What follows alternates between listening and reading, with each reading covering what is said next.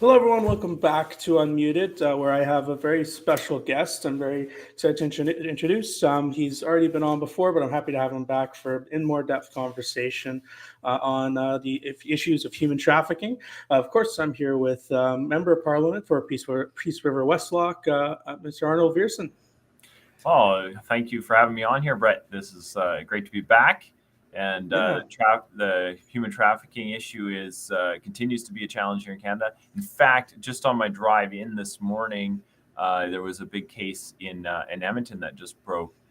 So the news this morning was talking about human trafficking, and a gentleman's been charged with one count of human trafficking, but the police are asking for other folks to come forward because they suspect up to 12 victims from the particular trafficker. Yeah, no, it's insane just how it's this kind of stuff still happens today, and even in places like Canada and the U.S. and in places where you think you wouldn't exist, think human trafficking and modern slavery isn't happening here. It's Yeah. just insane. And so, for those who don't know, yesterday, of course, was Awareness Day for Human Trafficking, which one day seems odd to me. I mean, a lot of these different awareness campaigns get a month, even multiple months, depending on the issue.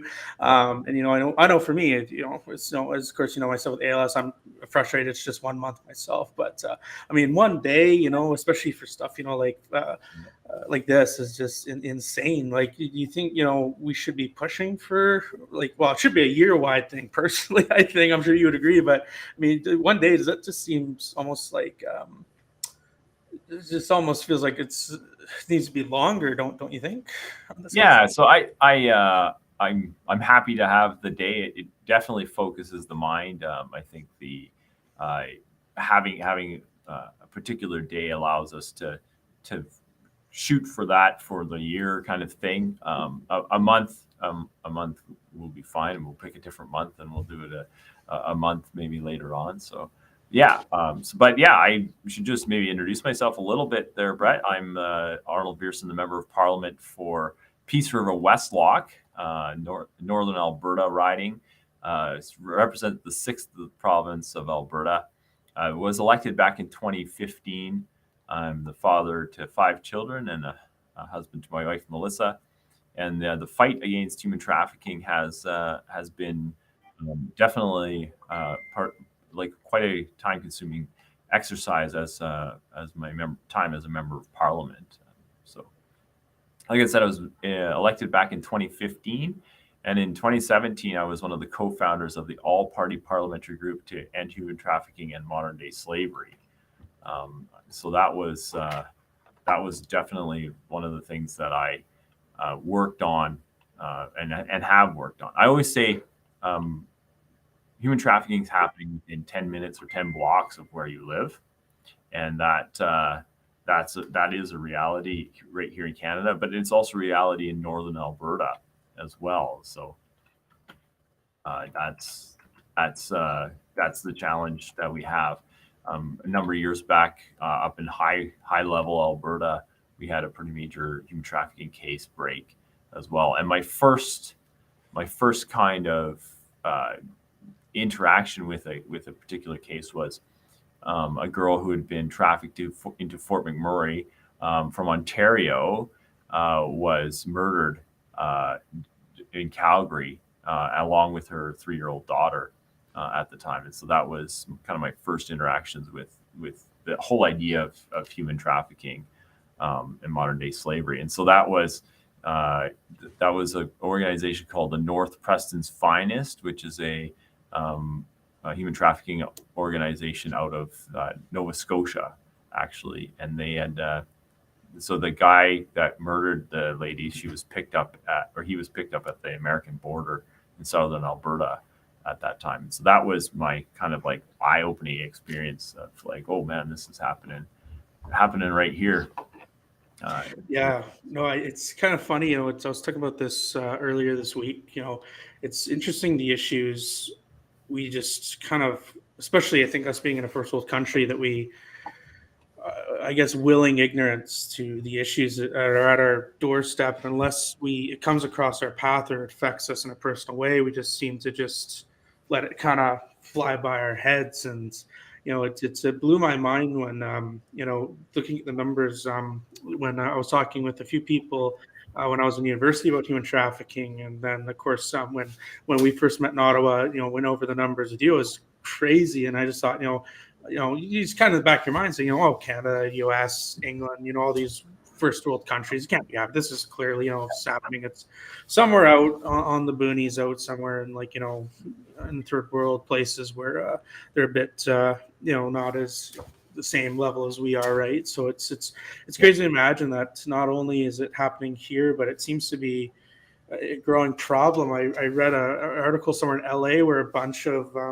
people were just freed from a sex trade, and they were modern day slaves in a basement somewhere down in LA, and it was just I think it was 20 people, and it was crazy how this just happens under our noses, and just that. So what's I guess the first question, since we're talking about awareness, what's the best way to, I guess, for people to become aware of this issue? What do you find is, I understand, it's sometimes we don't want to look into, I find it's a trend nowadays. You don't want to look into negativity and some of the bad stuff on the news, but it seems like for us the news isn't even covering it that much. So what's the best way to get people aware on this issue? What would you say? Yeah, so one of the resources that I send people to regularly is the Joy Smith Foundation. If you Google Joy Smith Foundation, you'll find a whole host of information around human trafficking in Canada. They currently have a campaign going on called Trafficking Signs, and they've got a whole series of posters and social media images that you can share that say, hey, this is how you can identify a victim of human trafficking, or one of your children is at risk of being human trafficked, or something like that. So human trafficking is in Canada takes the form of sex trafficking mostly. There is a small labor trafficking component as well. You might remember about a year and a half ago, there was a case of hotel workers being forced to work without pay in Barrie, Ontario. And there was I think 15 hotel workers were rescued from being forced into slave labor in Barrie, Ontario. But that tends to be a smaller percentage of the human trafficking cases in Canada. Most of it is people pressed into prostitution, and about 50% of the people in human trafficking situation are Indigenous here in Canada. And that is a national tragedy, no doubt.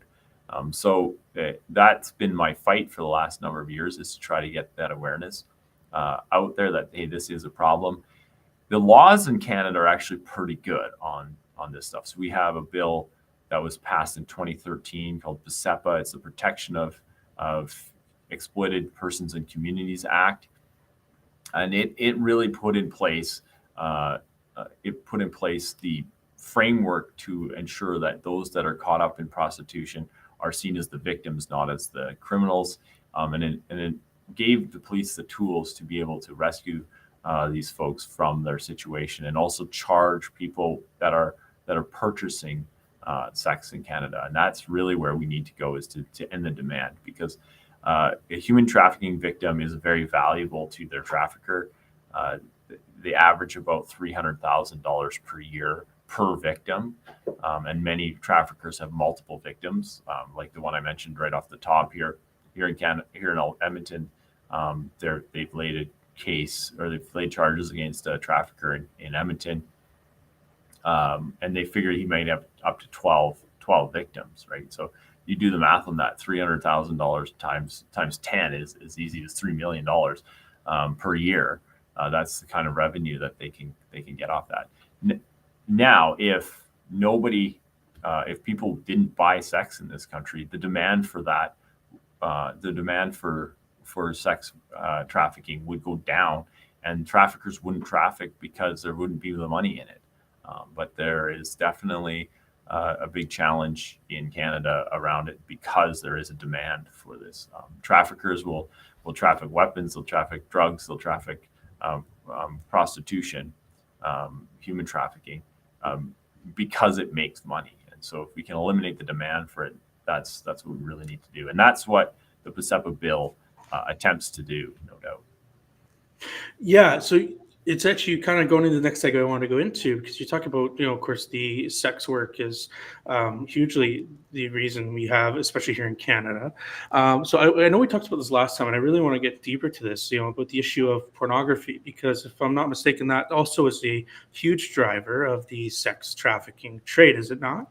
Yeah, so it's definitely connected. So I always say, like, pornography is the marketing agency for the prostitution services that happen in this in our country. It drives the demand for sexual services, and so that then makes prostitution more valuable, makes human trafficking a more lucrative business. And so we always think sex trafficking or human trafficking is a growing and vicious problem here in Canada, and pornography has exacerbated that problem. Like, particularly since 2007, we can see the trend rates. That's when the free internet porn sites, tube sites, came online. We've seen a dramatic trend in the increase in demand, and so there's definitely a connection in that regard. The other side is people that are trafficking women and girls. They're often looking for multiple revenue streams, and so making pornography is another revenue stream. So trafficking victims will be forced to produce pornography that then is put up, and the revenues from that are then go to their trafficker. And so those are kind of like the two big areas where pornography intersects with human trafficking, no doubt. Yeah, it's interesting. I remember watching a committee on this with, and I can't remember names. I don't think I should give names on this, but of course it is all public out there. But a young girl whose boyfriend took advantage of her and started posting stuff online, and ruined her life. And then her begging him, pleading for of course, company MindGeek / Pornhub taking it down, and I think she said it took 3 months or so for them to actually remove it. I mean, by then, it's out there, right? And who knows who else took a copy of it and did whatever. And I mean, it's crazy to me that there aren't proper checks, even for child pornography with these porn companies. It's just seems to be no proper consent checks. It's just money first. If it's a problem, we'll deal with it later. Is that something you see increasing with especially companies like Pornhub and all these other online companies that operate like this? Yeah, so the girl you're mentioning, her name is Serena Filitis. She appeared at the ethics committee back in 2020, and that was caused quite a stir in Canada. Anyways, to that end, I've actually got a bill on the order paper right now that I'd like to have debated in the fall. Maybe we'll see how the timing. Parliament's timing is always a little bit dicey, but it's called the CSAC, Act, so the Stop Internet Sexual Exploitation Act, and it's a bill that would make it mandatory for companies to maintain records on age and consent of people appearing in their videos. And so currently it's illegal for underage videos to be put up. Currently it's illegal for non-consensual images to be put up. Most of the time those are like deemed under these like revenge porn laws and things like that. So but my bill, what would do, currently the police have to prove that the girl is underage or prove that she didn't consent to having her image put up there. This would make it so that companies would be found criminally responsible if they don't have proof of age and proof of consent. So it's a documentation thing, basically. So the police police can show up to a company, Pornhub, for example, and say, here's a video that's hosted on your website. Where's the documentation that says, it's how old she is, and here's her signature on a document that says she consents to Pornhub having her video put up. That's the bill. Interestingly, we have even porn producers are like excited about that bill because it would keep the Pornhub from pirating their products, essentially. So I'm no advocate of the porn industry. They are happy with that, and and it would help people like Serena Filitis hopefully prevent another situation like hers, because the government has been talking about having a 24-hour takedown. In 24 hours, a video like that can go viral all over the world, um, Yeah. and that girl's life would be ruined forever. We'd like to prevent these images from ever getting out there, and that's the hope and the plan with the CSAC Act. Yeah, no, absolutely. I'm shocked that's, especially in our kind of modern age of, of needing consent for even more things, it seems, more days. But I'm shocked that's not already something that has to be mandatory. And it blew my mind when, when I heard her testimony, because it's just, how is this, any of this, what, how are the police not on their doorsteps already? Like, it's just, it was mind blowing. And I think, the easiness to get videos on there like this, I definitely see a problem with, I think the internet in general causes a lot of problems on the easiness to get things out there in some ways, but I mean, especially for, like, exploitation. And I just even think, even of young children who just go online, and it's how easy it is to just one mistypo and you're looking at some images. Is there, what, from what I've seen on the government side, it seems to be very lax on human trafficking and the causes of it, such as, prostitution and pornography. Um, what would you say would be, if you were, let's say, we created a ministry to fight human trafficking, and you were the minister, for example, let's say, what kind of changes would you like to see the government bring into, that would combat these issues, Arnold? I know you have a lot of ideas. Like to hear, what do you think the government could be doing, and what should be doing to help prevent human trafficking in many of these areas? Yeah, so this is exactly the stuff I've been working on for a long time. So since PSEPA came in 2013, and we got the legal stuff sorted out. So we have good laws on this, to combat human trafficking. The challenge is that we brought the laws in 2013, and then we lost government in 2015. And so the push behind it to, like, educate the whole legal system on how this works, educate police forces on how this works, use the education systems in the provinces to combat human trafficking. That work really never got done. We had a change in government, and the focus and momentum that we had behind PSEPA kind of petered out with the new government. They took things in a different direction. And so if I was if Minister for Public Safety, for example, I would be trying to pursue a public awareness campaign around human trafficking, highlighting that this is a problem. I would be like doing a campaign around, it is illegal in Canada to buy sex, right? Sex is not for sale in Canada, that kind of stuff. That to just educate the public as this is the law of the land in Canada, and these are the values that we have as Canadians, valuing humanity, valuing women, ensuring that sex is not for sale in Canada. So those are the kinds of initiatives that I would undertake. Judge training would be another part of it, given that it's a fairly new law. Courts haven't been using it or grappling with it very much, and so that's it. And then the other piece would be around the rehabilitation of the survivors, right? Many of these survivors are very damaged people after being prostituted for a number of years. And we know from experience that the average survivor, we have to walk with them for 3 years before they're able to get their feet back under them. Many of them have drug addiction problems. Many of them, their credit scores are destroyed. Many of them have criminal records from other crimes that they've been forced to commit. And so to get that all cleaned up, that usually takes a number of years. And so I'd like to put resources and effort and goodwill behind those kinds of things. Yeah, no, that sounds really good. And you mentioned something. You mentioned the courts, and what I'm unfamiliar with the punishments regarding to human trafficking. What are, like, if you were get caught with human trafficking, what exactly do you get charged with, and what would be, let's say, jail time and fines currently initiated with that? Yeah. So there is like an actual charge of human trafficking. It comes with a mandatory minimum of 10 years, although that has been challenged a little bit. And it used to be a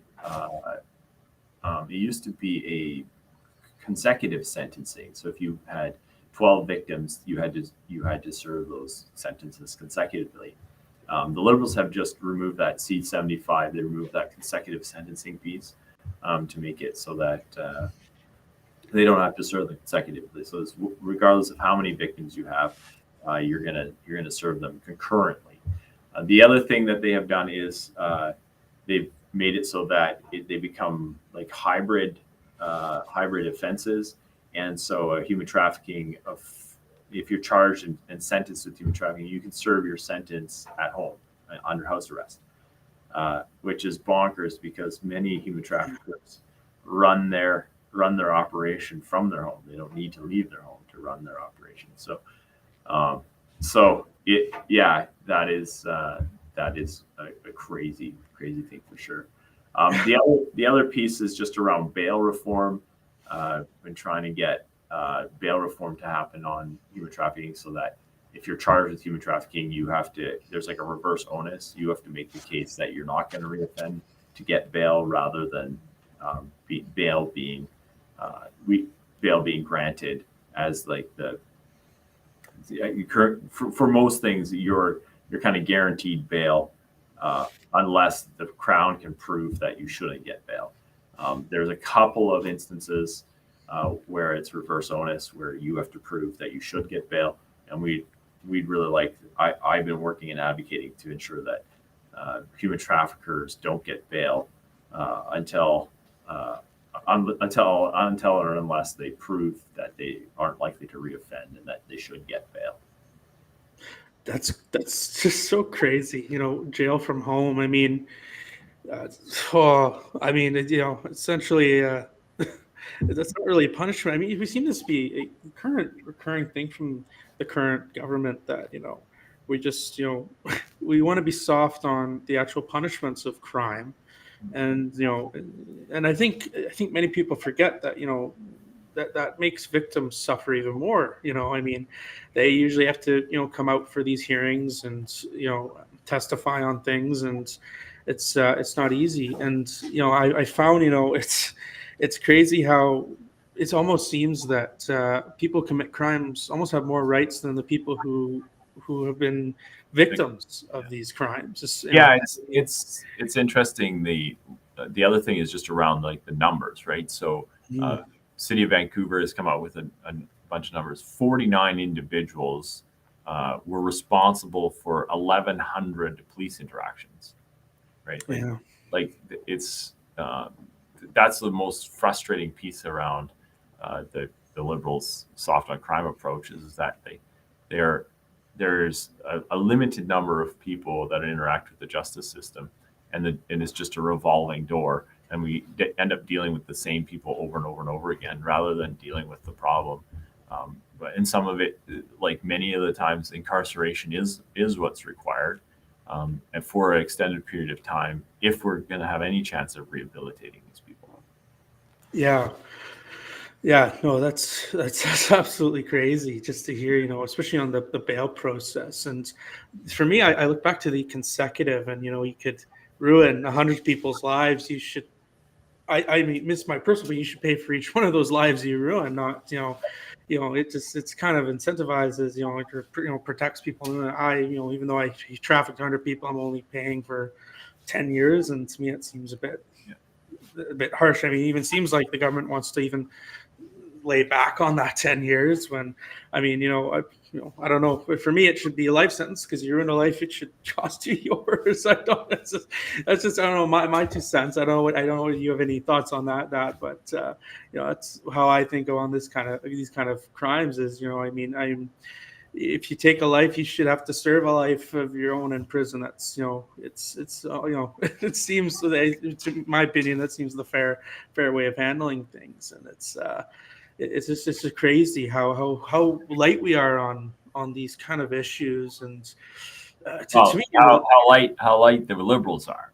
yes, yes. I'm hoping that we get to make some power and tighten up some of the safety stuff and get our streets safe again, make it so that Canadians feel that their country is a safe country to Yeah. operate in again, for sure. So likely in wherever your listeners live, there's likely an anti-trafficking organization that they can donate to and get involved with all across the country. I'm in contact with a lot of anti-trafficking organizations, and it is a growing area of awareness. People are becoming more and more aware of it. Helping victims and survivors get free of modern day slavery, human trafficking is an important work, and I hope that your listeners can look around in their community. It's many churches have an anti-trafficking dedicated team. There's the Salvation Army. If you're involved with the Salvation Army, they have a dedicated anti-trafficking team. The Rotary Club actually has a whole area of anti-trafficking as well. So there is a growing number of people that are getting involved in this issue. Exploitation is an issue that is becoming more and more to the forefront, and it's something that we are beginning to realize happens here as well as around the world. And so we say human trafficking domestically and abroad. And so I hope that your listeners will join the fight to end human trafficking, ensure that Canada has a zero tolerance towards human trafficking and modern day slavery, and that one day soon we will be human trafficking free here in Canada.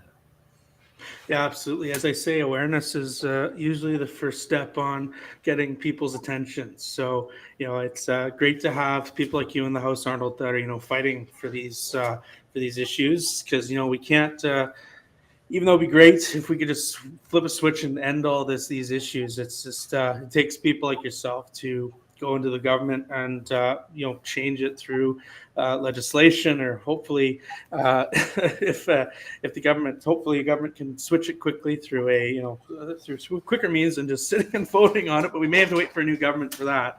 But in the meantime, it's good to have advocacy in our top government there. So it's in our federal government, and hopefully more provincial governments will also, I'm not sure, I can't speak for Alberta, I don't know really what's going on in BC on this on the provincial level, but hopefully there are those assisting you on that level as well, and of course on every level really.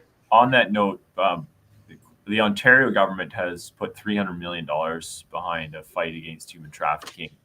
The Alberta government has brought out their own task force as well. So it's definitely that's great. Something that a number of the provinces are tackling, and I hope to see similar across the country, and maybe even a national strategy that would be well funded and taken care of.